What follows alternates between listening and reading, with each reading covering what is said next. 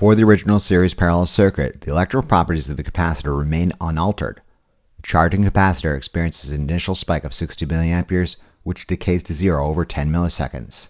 Voltage across the initially uncharged capacitor starts at 0 volts and grows to 8 volts over 10 milliseconds. Current through R1 experiences an initial surge of 60 milliamperes, which decays to 20 milliamperes over 10 milliseconds. One could express this as a time-variant function as IR1 of t equals 20 milliamperes plus 40 milliamperes times e to the negative t over 2 milliseconds, where 60 milliamperes is the initial value, 20 milliamperes is the final value, and 40 milliamperes is the differential spanned over 5 time constants of 2 milliseconds each, or 10 milliseconds. Voltage across R1 experiences an initial surge of 12 volts, which decays to 4 volts over 10 milliseconds. One could express this as a time-variant function as VR1 of t equals 4 volts plus 8 volts times e to the negative t over 2 milliseconds, where 12 volts is the initial value, 4 volts is the final value, and 8 volts is the differential spanned over 5 time constants of 2 milliseconds, or 10 milliseconds total. Current through R2 starts at 0 and grows to 20 milliamperes over 10 milliseconds. One could express this as a time-variant function as IR2 of t equals 20 milliamperes times 1 minus e to the negative t over 2 milliseconds, where 0 milliamperes is the initial value, 20 milliamperes is the final value, and 2 milliseconds is the time constant. Voltage across R2 starts at 0 volts and grows to 8 volts over 10 milliseconds. One could express this as a time-variant function as VR2 of t equals 8 volts times 1 minus e to the negative t over 2 milliseconds, where 0 volts is the initial voltage, 8 volts is the final voltage, and 2 milliseconds is the time constant. This level of analysis needn't be limited to the initial and final conditions and time-variant expressions, but can also be extended into the instantaneous analysis at specific times. If you're hard-headed enough, I suppose you could substitute times of interest into all these other time-variant expressions. However, easier and far more reliable methods exist, notably series and parallel circuit properties, Ohm's law, Kirchhoff's voltage law, and Kirchhoff's current law. For example, at t equals 1 millisecond, we know the instantaneous voltage across the capacitor will be roughly 3.1 volts, and instantaneous current through the capacitor will be roughly 36.4 milliamperes. We can use this instantaneous data to solve for the electrical properties of the remaining elements in the original series parallel circuit, notably voltage across R1, current through R1, voltage across R2, and current through R2, also at t equals 1 millisecond.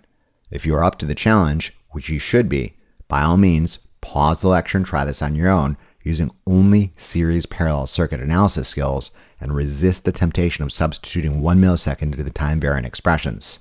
If you're struggling, here's a hint. Use Kirchhoff's current law and Kirchhoff's voltage law to determine how current flows through the system and how voltage is distributed at this point in time. If you're tracking, you should have obtained the following data.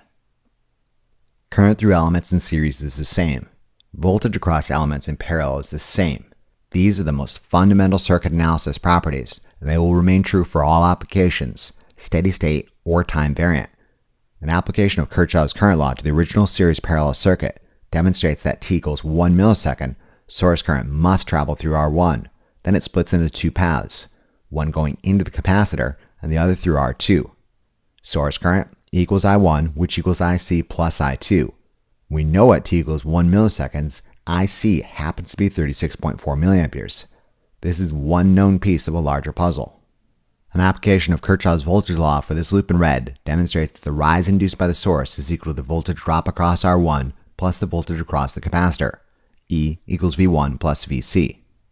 Another application of Kirchhoff's voltage law for this loop in orange demonstrates that the rise induced by the source is equal to the voltage drop across R1 plus the voltage drop across R2. E equals V1 plus V2.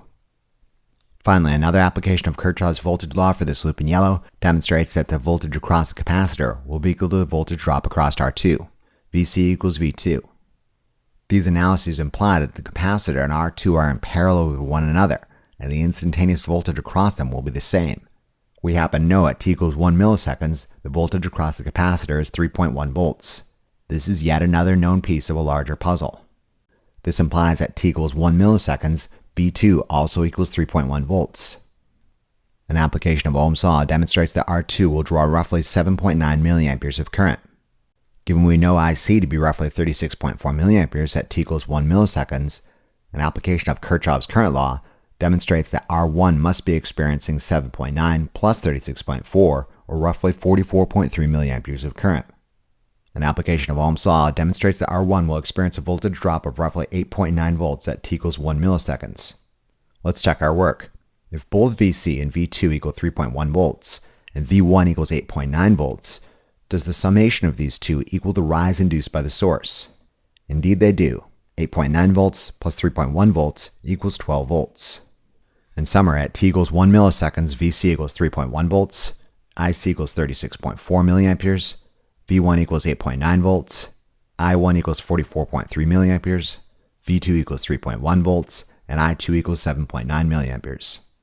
Again, if you're hard-headed enough, I suppose you could have substituted 1 millisecond to do all these other time-varying expressions to obtain the same instantaneous data. However, there's a far greater chance of you getting a wrong answer using these more complicated expressions.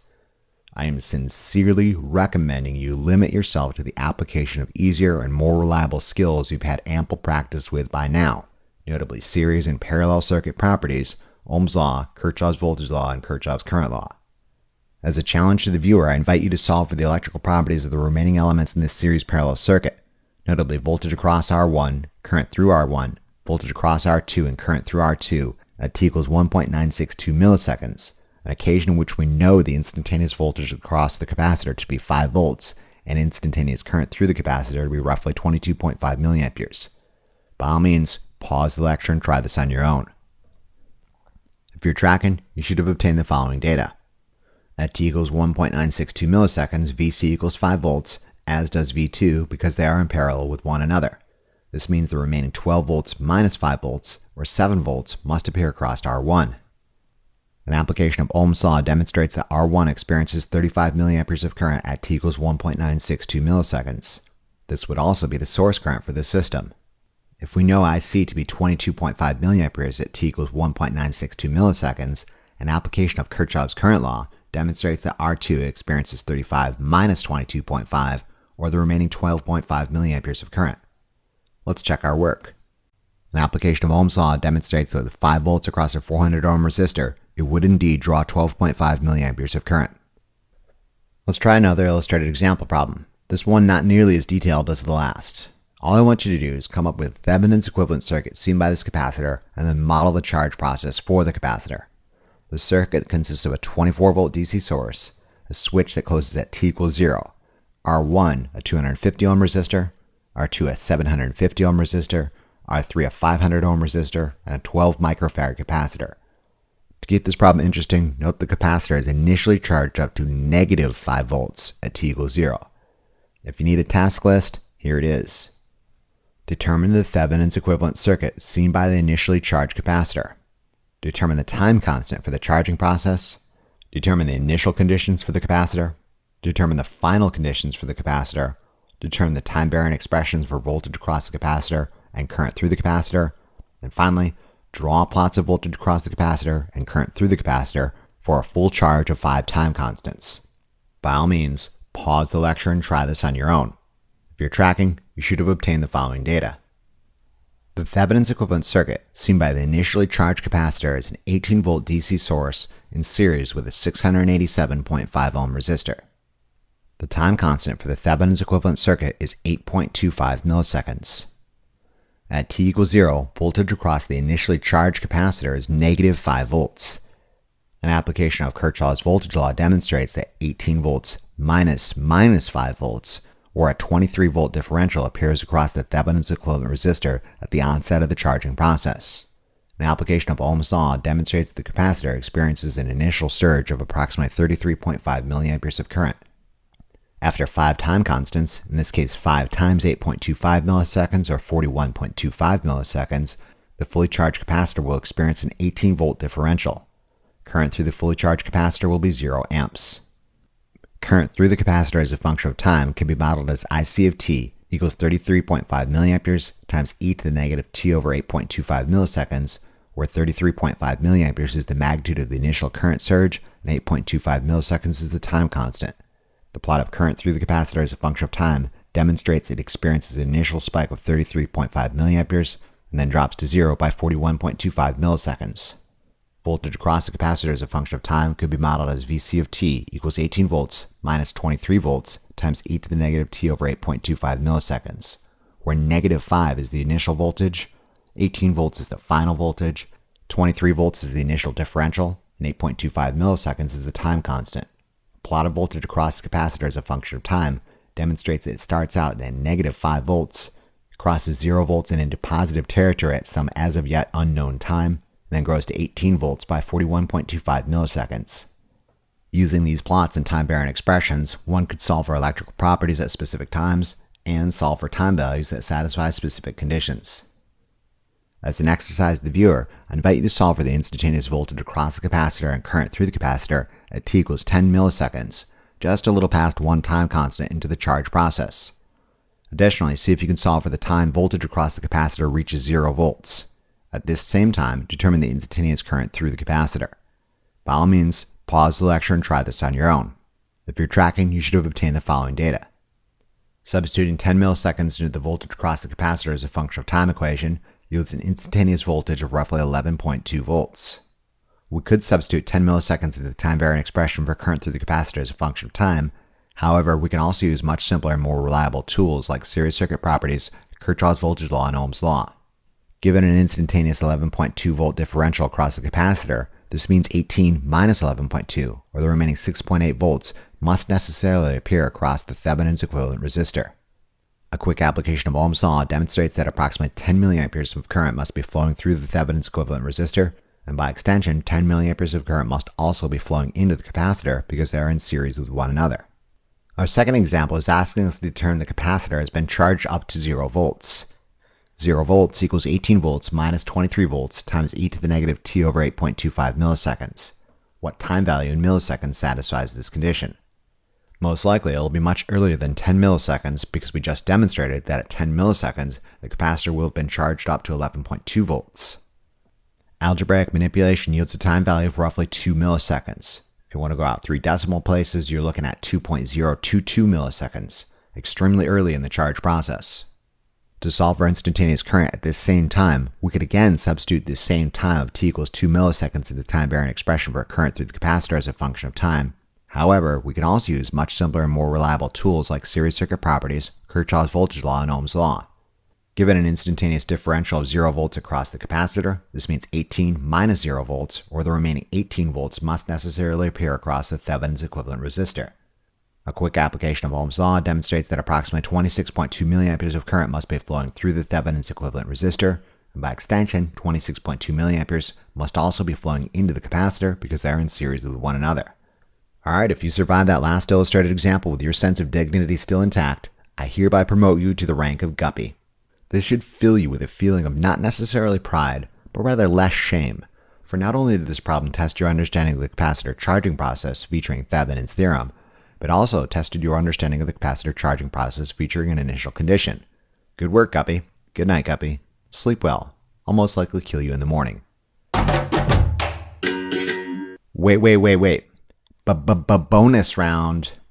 I hereby present all you motivated Guppies angling to get promoted to the rank of Guppy First Class this challenge.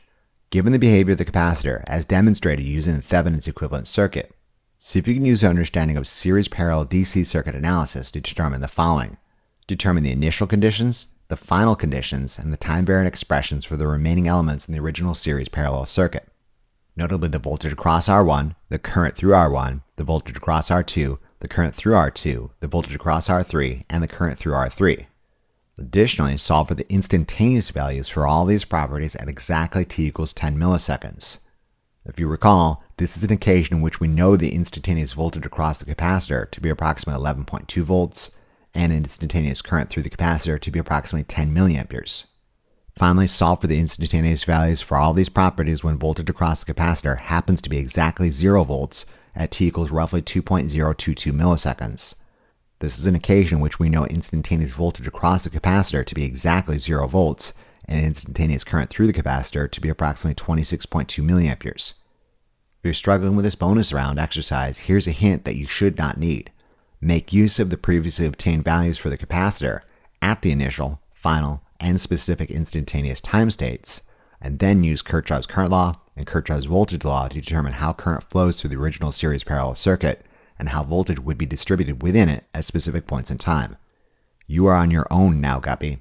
These series parallel analysis skills are well within your reach. Good luck. I'll try to place the answers to the bonus round challenge in the information section associated with this lecture. In conclusion, we examine slightly more sophisticated capacitor charging scenarios necessitating the use of Thevenin's theorem. We learned the Thevenin's equivalent of a more complicated series parallel circuit can be used to simplify the analysis of the transient capacitor charging process. The electrical properties determined using the Thevenin's equivalent circuit can then be mapped back to the original more complicated series parallel circuit should the desire and motivation arise. Remember to review these concepts as often as you need to really drive it home. Imagine how well lab will go if you know what you're doing. Thank you very much for your attention and interest, and we'll see you again during the next lecture of our series. Remember to tell your Lazy Lab partner about this resource. Be sure to check out the Big Bad Tech channel for additional resources and updates.